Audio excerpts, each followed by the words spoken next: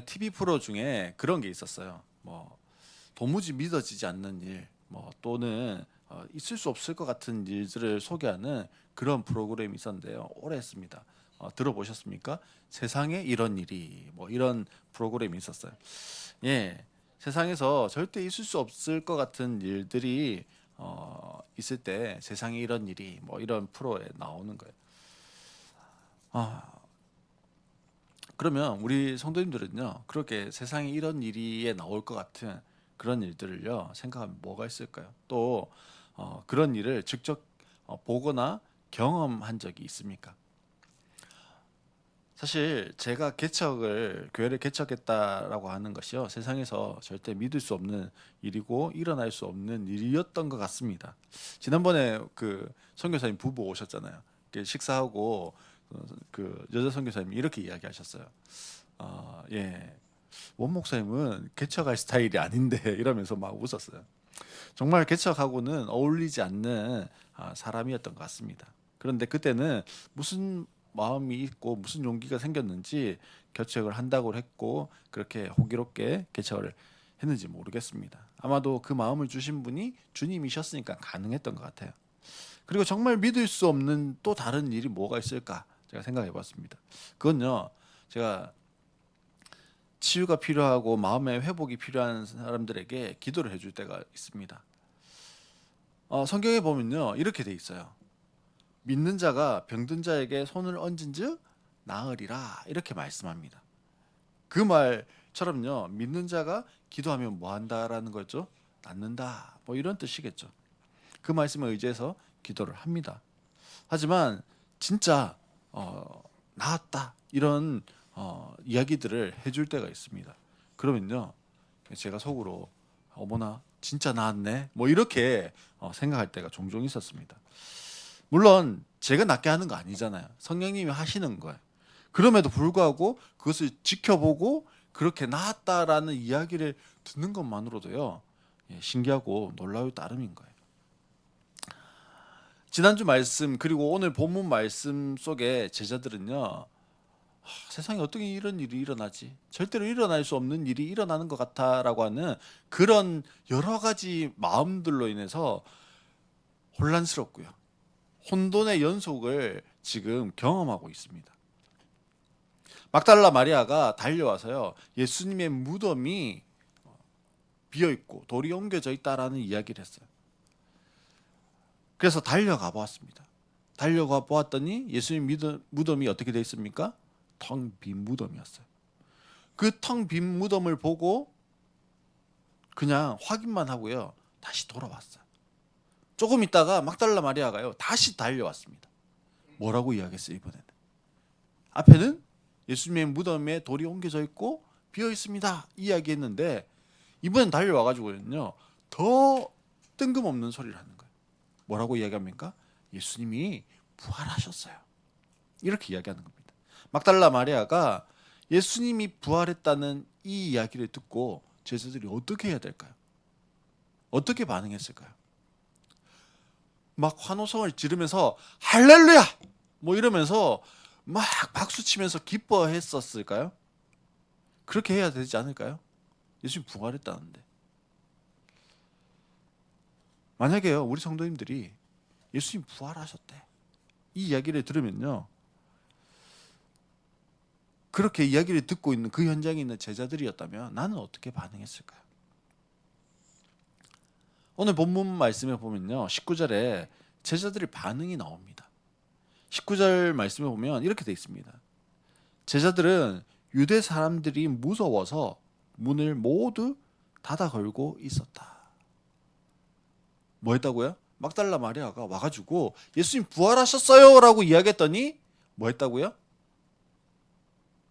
유대인들이 무서워서 모든 문을 걸어 잠그고 있었다라고 이야기해요.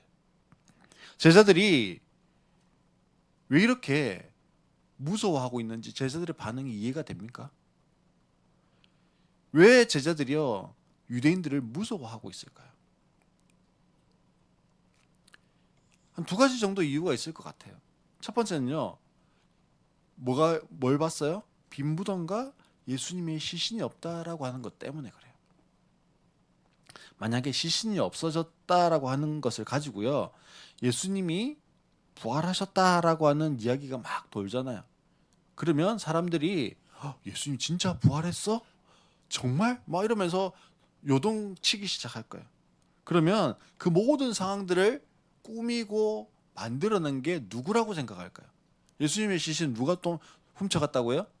제자들이 훔쳐가고는 저렇게 소문을 내는 거야.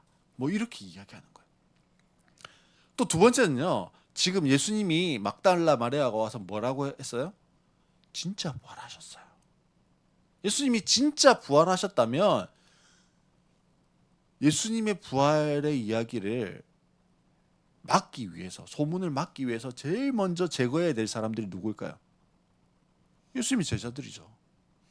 그러니 어떻게 하든 지금 예수님의 제자들은 생명의 위협이 있을까요, 없을까요? 있어요.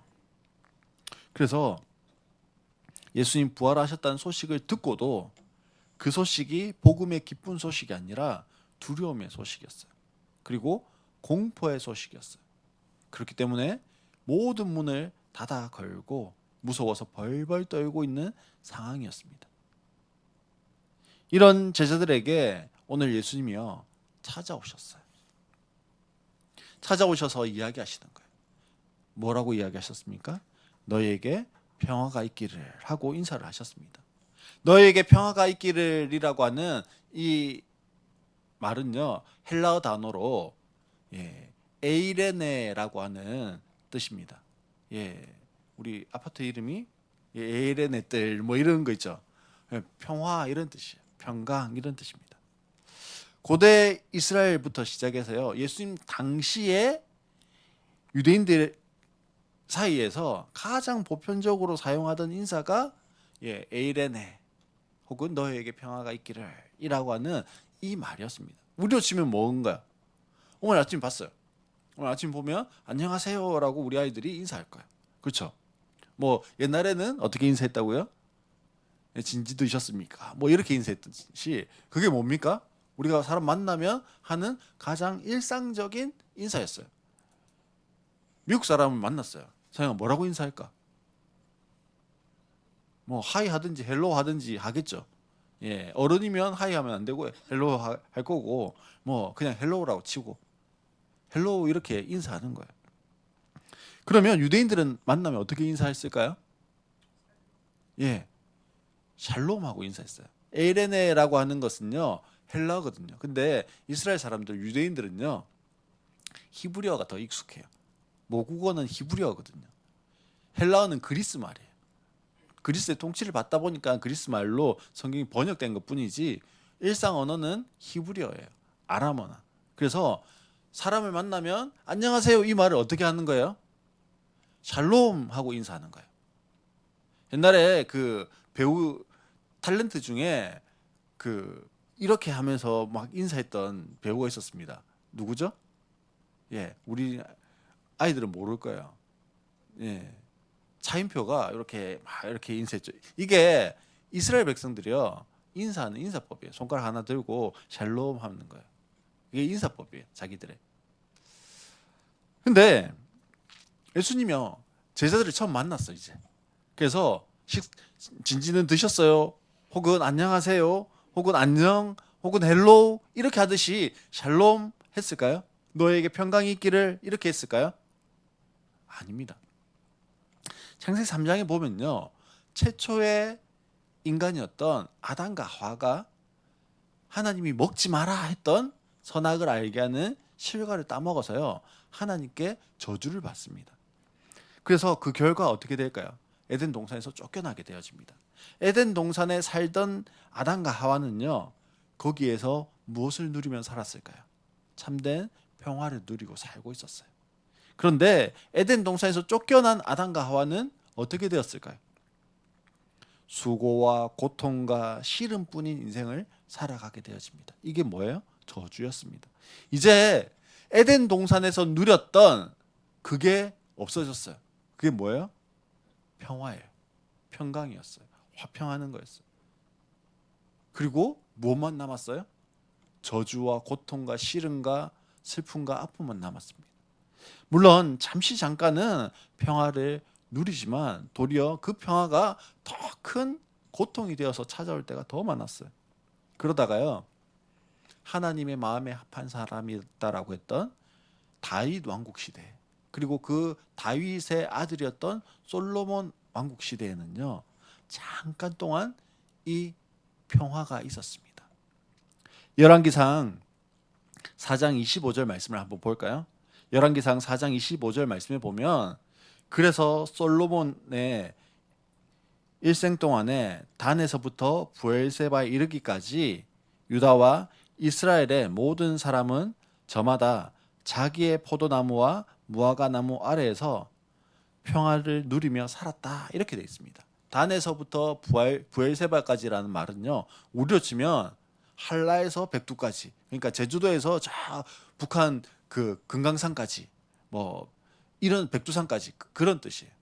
그러니까 단에서부터 브엘세바까지란 말은요, 이스라엘 이 끝에서 저 끝까지를 단에서부터 브엘세바까지라고 그래요.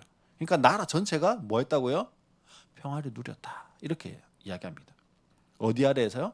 포도나무와 무화과나무 아래에서. 그래서 유대인들은요, 잠깐 뭘 맛봤어요? 평화를 맛봤습니다. 포도나무와 무화과나무 아래에서 샬롬을 누렸던 거예요. 하지만 이후로 나라가 어떻게 되어졌냐면요, 갈라졌어요. 그리고 또 갈라진 나라 가운데 북왕국이요, 먼저 멸망을 합니다. 그리고 남유다도 망하고 포로가 되어지는 신세가 되었습니다. 그리고 예수님이요, 요한복음 1장 48절에 보면 나다나엘을 만나는 장면이 나옵니다. 1장 48절에 나다나엘을 만나서는요, 이렇게 말씀하세요. 나다나엘이 예수께 물었다. 어떻게 나를 아십니까? 라고 예수님 물었어요. 그때 예수님이 이렇게 대답을 합니다. 예수께서 대답하셨다. 빌립이 너를 부르기 전에 내가 무화과 나무 아래 있을 때 내가 보았다. 그렇게 말씀하세요. 나다나엘이요, 샬롬을 소망하던 사람이었어요. 샬롬을 기다리던 사람이었습니다. 그래서 예수님을 따르는 제자가 되었습니다. 예수님이 진정한 샬롬을 주시는 분이시기 때문에 그렇습니다. 요한복음 14장 26절로 27절 말씀해 보면 또 이렇게 기록합니다. 그러나 보혜사 곧 아버지께서 내 이름으로 보내실 성령께서 너희에게 모든 것을 가르쳐 주실 것이며 또 내가 너희에게 말한 모든 것을 생각나게 하실 것이다. 누가 그렇게 한다고요? 성령님이요. 근데 이렇게 생각나게 하시면 나는 평화를 너희에게 남겨준다. 나는 내 평화를 너희에게 준다. 내가 너희에게 주는 평화는 세상이 주는 것 같지 않다. 너희는 마음에 근심하지 말고 두려워하지 말아라 라고 이야기합니다. 그리고 요한복음 16장 33절에 보면요, 내가 이것을 너희에게 말한 것은 너희가 내 안에서 평화를 얻게 하려는 것이다. 너희는 세상에서 환난을 당할 것이다. 그러나 용기를 내어라. 내가 세상을 이겼다라고 예수님이요, 부활하시기 전에 이미 내가 너희에게 뭘 준다고 말씀하셨어요? 평화를 주겠다라고 말씀하셨어요. 그리고 예수님의 사역이요, 우리에게 무엇을 주시는 사역이었을까요? 평화를 주시는 사역이었습니다. 그리고 성령이 우리에게 오시는데요, 성령이 우리에게 오시면 하시는 일이 뭐예요? 우리에게 평화를 주시는 거예요. 예수님은요, 이 평화를 주시기 위해서 이 땅에 태어나셨고요. 그리고 이 땅에서 사역하시는 동안 우리에게 평화를 약속하셨고, 예수님이 십자가에서 죽으시고 부활하시고 나신 이유가 뭐냐면 우리로 하여금 온전히 이 평화를 누리게 하기 위해서였습니다. 그러니 예수님이 제자들을 찾아오셔서 첫 번째로 꺼내시는 그 첫 마디가 뭐인 것이 너무 당연해요. 너희에게 평화가 있기를이라고 이야기하는 것이 너무나 당연해요. 즉 예수님이 찾아오셔서 에이레네 혹은 샬롬이라고 이야기하는 게 너무나 당연한 겁니다. 세상 사람들도요, 뭘 원할까요? 평화를 원합니다. 근데 들려오는 소식들은 뭐예요? 이야기들은 뭘까요? 평화의 소식일까요? 아니에요. 전쟁과 다툼과 씨름과 고통뿐입니다. 대부분의 사람들이 평화를 잃어버렸습니다. 육적인 평화를 잃어버린 사람들도 있습니다. 건강으로 인해서 평화를 잃어버릴 수 있습니다. 물질로 인해서 평화를 잃어버릴 수 있어요. 관계로 인해서 평화를 잃어버릴 수 있습니다. 그리고 평화를 찾기 위해서 저마다 노력하고 헤매이고 있습니다. 또 영적인 평화를 잃어버린 사람들도 있어요. 중독으로 인해서 평화를 잃어버리고 마음의 병으로 인해서 평화를 잃어버리고 영적 존재에게 계속해서 괴롭힘을 당함으로 인해서 평화를 잃어버리는 사람들이 있습니다. 여기에도 평화를 찾기 위해서 저마다 노력하고 수고하고 애씁니다. 그래서 작은 소득을 얻기도 합니다. 그러나 다시 절망하게 되어져요. 왜요? 결론은 어디에도 무엇이 없었어요? 평화가 없었거든요. 사랑하는 성도 여러분, 나는 어떨까요? 나의 삶은 어떻습니까? 지금 나의 삶은 샬롬인가요? 아니면 죽일 놈인가요? 평화와 평강이 화평이 나의 삶과 주변과 가정과 직장의 관계 가운데 가득한가요? 미움과 분노와 저주와 아픔과 슬픔과 원망과 불평이 가득한가요? 내가 예수님 믿는다는 것은요, 내 삶에 무엇이 찾아왔다는 걸까요? 샬롬이 찾아왔다는 거예요. 내가 샬롬이 있어야지 한 것이 아닙니다. 예수님을 믿어야지 한 게 아니에요. 그래서 내가 평화를 누려야지 아니었다라는 거예요. 예수님이 두려움의 문을 꼭꼭 걸어 잠그고 있는 제자들을 찾아오신 것처럼 예수님이 나에게도 찾아오신 거예요. 그리고 무엇이라고 말씀하셨을까요? 샬롬이라고 말씀하셨습니다. 내 삶에 샬롬이 임하면 어떤 변화가 일어날까요? 샬롬의 뜻처럼요, 평화가 평강이 화평이 임하게 되어집니다. 어디에 내 화평이 임할까요? 나의 육체에 화평이 임합니다. 나의 영에 샬롬이 임합니다. 내 삶에 샬롬의 삶이 풀어집니다. 이렇게 샬롬이 임한 사람을 성경은 다르게 표현하기도 해요. 뭐라고 표현할까요? 오늘 말씀처럼요, 증인이라고 말씀합니다. 뭐라고 이야기한다고요? 증인. 즉 예수님의 죽으심과 부활을 통해서 내 삶에 샬롬이 임한 사람이 어떤 사람이에요? 증인입니다. 다시 한번 정리해 볼까요? 증인은 어떤 사람이라고요? 예, 내 삶에 샬롬이 임한 사람이 증인입니다. 그리고 증인은요, 내가 알고 있는 사실, 내가 보았던 사실, 내가 경험했던 사실, 그것을 증명하는 사람이 증인이에요. 우리가 할 일은요, 증인이 되는 것입니다. 내가 보고 듣고 경험한 사람이 증인입니다. 다르게 이야기하면 다른 사람에게요, 나에게 임했던 샬롬이 임하게 하는 사람이 증인인 거예요. 그러면 무엇을 보고 무엇을 듣고 무엇을 경험해야 할까요? 첫 번째는요, 부활하신 예수님을 경험하는 거예요. 오늘 말씀 26절 27절 말씀을 보면 도마를 향해서 예수님 말씀하시는 거예요. 사실 예수님 나타났을 때 도마라고 하는 이 사람이요, 없었어요. 그 자리에. 다른 제자들이 예수님 부활하셨다, 우리가 봤다 이렇게 하니까 난 못 믿겠다 이야기했어요. 그리고 여드레 뒤에 예수님이 다시 제자들 가운데 나타나셨어요. 이때는 누구도 있었을까요? 도마도 있었습니다. 그래서 예수님이요, 도마에게 말씀하셔요. 뭐라고 말씀하시냐면, 내 손가락을 이리 내밀어서 내 손을 만져보고 내 손을 내 옆구리에 넣어보아라. 그래서 의심을 떨쳐버리고 믿음을 가져라 라고 도마에게 말씀하셨어요. 뭐 하라고요? 부활하신 예수님 모습을 보지 못했던 도마에게 다시 나타나신 예수님, 도마에게 손을 내미셔서 만져보라는 거예요. 그리고 직접 지금 예수님 보고 있잖아요. 그리고 어떻게 해요? 예수님의 그 손바닥에 손을 넣어보고 옆구리에 손가락을 넣어보라는 거예요. 즉 나를 위해 죽으신 예수님, 그리고 다시 사신 예수님을 경험하라는 겁니다. 예수님 보고, 예수님 만져보고, 예수님을 경험한 도마의 삶은요, 완전히 달라졌어요. 사실 도마가 내가 만져봐야 한다, 보아야 한다 이야기했던 이유는 뭘까요? 이 도마는요, 그냥 이야기하면 믿는 사람이 아니에요. 어떤 거예요? 이성적으로 이해가 돼야 믿는 사람이에요. 그러니 직접 이성적이고 직접 경험해야 믿을 수 있는 그 도마에게 예수님이요, 도마식으로 말씀해 주신 거였어요. 보여주신 거였어요.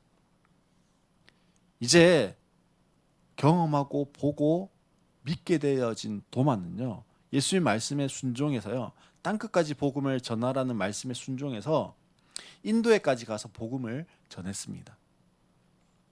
그래서 인도에 가면 도마 교회라고 하는 교회가 세워져 있어요. 또 일설에 의하면요, 가야국을 세웠던 김수로 왕의 부인 허왕옥이라고 하는 왕비가 있습니다. 이 왕비가 도마에게 복음을 들었어요. 그리고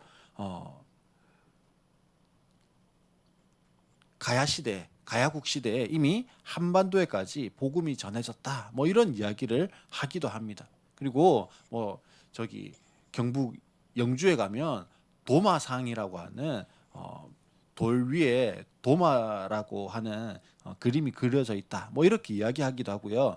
이 가야국이 기독교 국가였다. 그래서 그 궁궐문이죠. 그 문에 보면 오병이어를 뜻하는 그 그림이 그려져 있다. 그리고 가야국의 유물 가운데 성찬 때 사용하는 유리컵이 있다, 뭐 이런 이야기들을 하기도 합니다. 아무튼 도마는요, 예수님을 보고 만나고 그 삶의 샬롬이 임했더니 어떻게 되었어요? 예수님 말씀 쫓아서요, 땅끝까지 이르러 내 증인이 되라는 그 말씀처럼 인도에까지 넘어가서 복음을 전하는 전도자가 되어졌습니다. 두 번째는요, 성령을 받은 자, 성령을 경험한 자가 되어야 합니다. 예수님께서 19절과 21절 말씀에 평화가 있기를이라고 말씀하신 뒤에 22절 말씀에 보면요, 성령을 받으라라고 말씀하십니다. 예수님의 제자들은 오늘 본문으로부터요, 여전히 두려움에 사로잡혀 있어요. 오늘 본문 이후에도 예수님의 제자들이 바뀐 게 아무것도 없어요. 예수님 봤잖아요.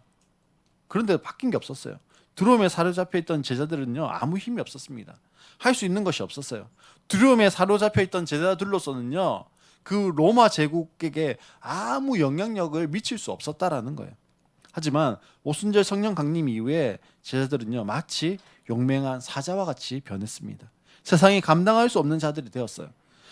성령을 받으니 다른 사람이 되었습니다. 세상이 깔보고 무시하는 사람이 아니라 세상도 두려워하는 자들이 되어졌다라고 성경이 기록하고 있습니다.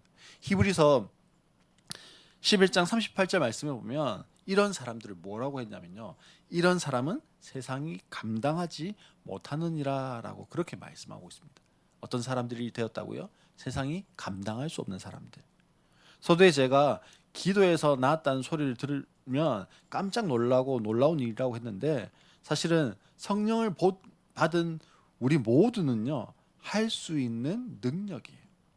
부활하신 예수님을 믿고 성령을 받으라 말씀하신 예수님 말씀처럼 성령을 받은 우리가요, 병든 자에게 손을 얹은즉 어떻게 할 수 있습니까? 나으리라. 어디에 기록되어져 있습니까? 성경에 기록되어져 있어요. 양은 목자의 음성을 안다라고 말씀하신 주님의 음성을 우리는요, 어떻게 할 수 있어요? 들을 수 있습니다. 성경은 이야기하죠. 자녀들은 예언할 것이요, 청년들은 환상을 보고 아비들은 꿈을 꾸리라 말씀하셨어요. 그대로 이루어지게 하시는 분이 누구세요? 하나님이세요. 각종 새 방언을 말하고 새 노래로 노래한다라고 하셨으니 그렇게 되는 겁니다. 우리의 삶에 성령의 능력과 은사들이 나타나지 않는 것은요, 구하지 않고 믿지 않고 행하지 않기 때문에 그런 겁니다. 아니, 내가 기도하면 낫는지 안 낫는지 한 번도 아픈 사람한테 손을 얹고 기도해 본 적이 없는데 낫는지 안 낫는지 알 게 뭐예요? 음성을 들으려고 안 해봤는데 들리는지 안 들리는지 알 게 뭐예요? 안 해보니까 그래요. 경험하지 못하니까 그런 겁니다. 그러니 그런 거는 어디에 있어요? 병든 자에게 손을 얹지 낫는 그런 거는 어디에만 있는 거예요? 성경에만 있는 거예요.